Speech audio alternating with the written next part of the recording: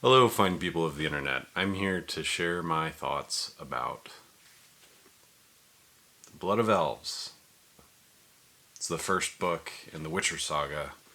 The Blood of Elves follows Geralt, a Witcher, and Ciri, Geralt's ward, in a world that is on the brink of war. Geralt is just a Witcher trying to do his job of exterminating monsters and take care of his ward, a girl that he rescued from a battlefield. But events of the day are threatening to drag them both into a wide conflict. And as the book progresses, you see that other players have designs for Ciri, and Geralt needs to step up and protect her.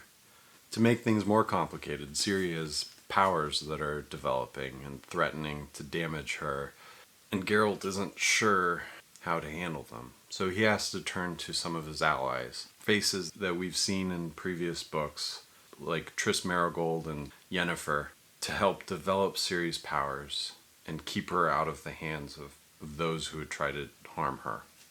Most of this book focused on the political aspect of the world at large. It focused on the kings and queens who are pulling the strings and trying to maneuver nations to get what they want. And then it just shows Geralt and Ciri trying to make their way through all of the huge obstacles that are moving into view, just trying to live their lives. Blood of Elves is the first in the saga, and you can tell that the author is spending a great deal of effort to set up events that will come further on in the series. This book, however, does not have its own hugely satisfactory narrative arc. It feels like we're just watching things happen to the Witcher, but the rest of the world is very well fleshed out. It's interesting to see all of the pieces come into play and kind of bearing down on Witcher and Ciri, and watch them start to realize that other much more powerful players have their sights set on them. If you like well-developed worlds where the protagonist is just a small part of a much larger picture, then you will really enjoy this book. I was caught up by the tone and the mood of the story, and I really had a great time reading this.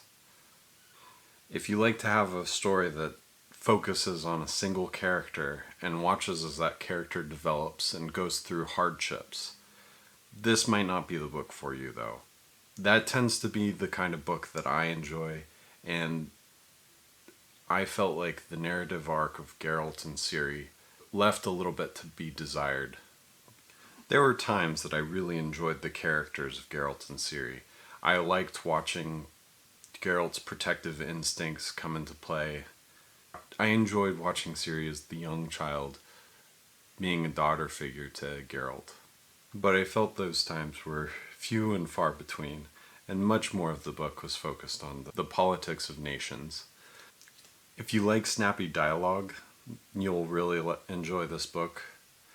A lot of the story and a lot of the politics are told through conversations that we get to watch as like a fly on the wall.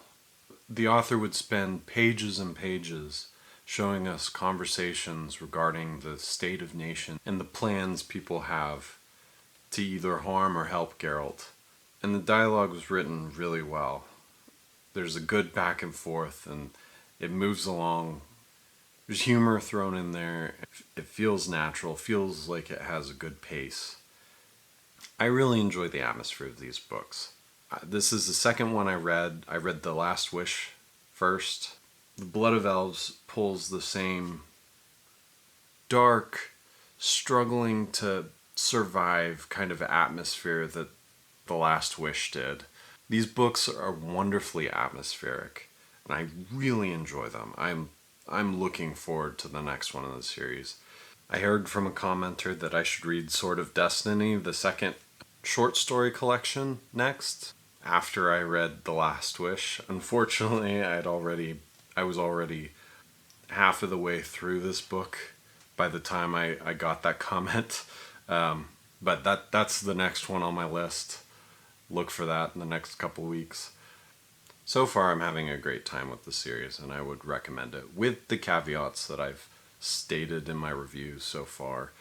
It seems like this author cares more about the macro story of nations than he does about the individual characters.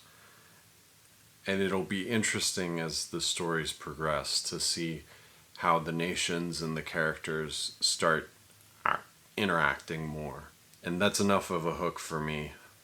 But for other readers, it may not be. With all that said, I hope you have a great day.